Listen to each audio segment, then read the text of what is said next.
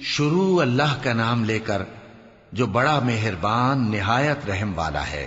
بکھیرنے والی ہواؤں کی قسم جو اڑا کر بکھیر دیتی ہیں، پھر پانی کا بوجھ اٹھاتی ہیں، پھر آہستہ آہستہ چلتی ہیں، پھر اس چیز کو یعنی بارش کو تقسیم کرتی ہیں کہ جو وعدہ تم سے کیا جاتا ہے وہ یقیناً سچا ہے، اور انصاف کا دن ضرور واقع ہوگا۔ اور آسمان کی قسم جس میں کئی رستے ہیں کہ اے اہل مکہ تم ایک اختلاف والی بات میں پڑے ہوئے ہو، اس سے یعنی عقیدہ آخرت سے وہی پھرتا ہے جو اللہ کی طرف سے پھیرا جائے۔ اٹکل دوڑانے والے ہلاک ہوں جو بے خبری میں بھولے ہوئے ہیں، پوچھتے ہیں کہ جزا کا دن کب ہوگا؟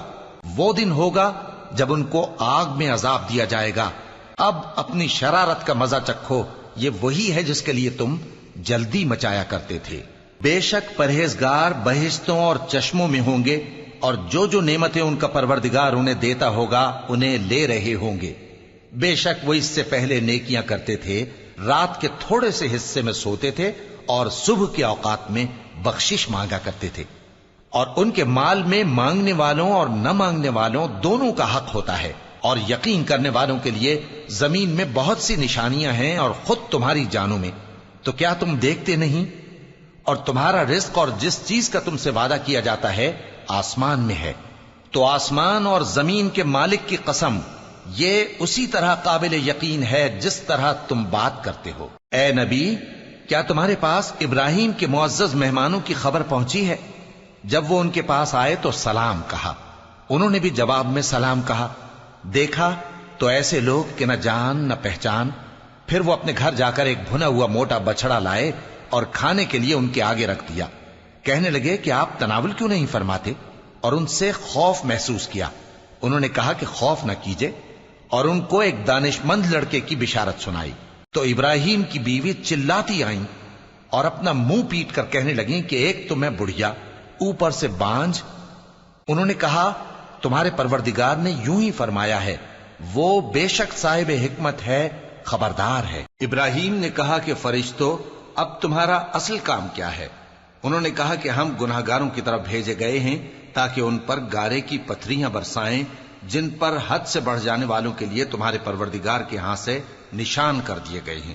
پس وہاں جتنے مومن تھے ان کو ہم نے نکال لیا، پھر اس بستی میں ہم نے ایک گھر کے سوا مسلمانوں کا کوئی گھر نہ پایا، اور جو لوگ عذاب علیم سے ڈرتے ہیں ان کے لیے ہم نے وہاں نشانی چھوڑ دی۔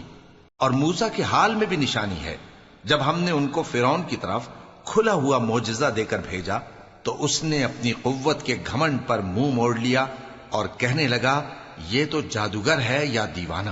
تو ہم نے اس کو اور اس کے لشکروں کو پکڑ لیا اور ان کو سمندر میں پھینک دیا، اور وہ کام ہی قابل ملامت کرتا تھا۔ اور عاد کی قوم کے حال میں بھی نشانی ہے، جب ہم نے ان پر نامبارک ہوا چلائی، وہ جس چیز پر چلتی اس کو ریزہ ریزہ کیے بغیر نہ چھوڑتی۔ اور قوم سمود کے حال میں بھی نشانی ہے، جب ان سے کہا گیا کہ ایک وقت تک فائدہ اٹھا لو، پس انہوں نے اپنے پروردگار کے حکم سے سرکشی کی، سو ان کو کڑک نے آ پکڑا اور وہ دیکھ رہے تھے۔ پھر وہ نہ تو کھڑے رہنے کی طاقت رکھتے تھے اور نہ مقابلہ کر سکتے تھے، اور اس سے پہلے ہم نوح کی قوم کو ہلاک کر چکے تھے۔ بے شک وہ نافرمان لوگ تھے۔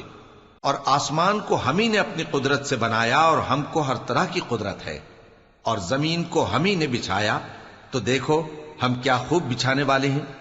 اور ہر چیز کے ہم نے دو دو جوڑے بنائے تاکہ تم نصیحت حاصل کرو۔ تو تم لوگ اللہ کی طرف دوڑ چلو، میں اس کی طرف سے تم کو صاف صاف خبردار کرنے والا ہوں۔ اور اللہ کے ساتھ کسی اور کو معبود نہ بناؤ، میں اس کی طرف سے تم کو صاف صاف خبردار کرنے والا ہوں۔ اسی طرح ان سے پہلے لوگوں کے پاس بھی جو پیغمبر آتا تو وہ بھی اس کو جادوگر یا دیوانہ کہتے۔ کیا یہ لوگ ایک دوسرے کو اسی بات کی وصیت کر مرے ہیں؟ نہیں، بلکہ یہ شریر لوگ ہیں۔ تو اے نبی ان سے منہ موڑ لو، تم کو ہماری طرف سے ملامت نہ ہوگی، اور نصیحت کرتے رہو کہ نصیحت مومنوں کو نفع دیتی ہے۔ اور میں نے جنوں اور انسانوں کو اسی لیے پیدا کیا ہے کہ وہ میری عبادت کریں۔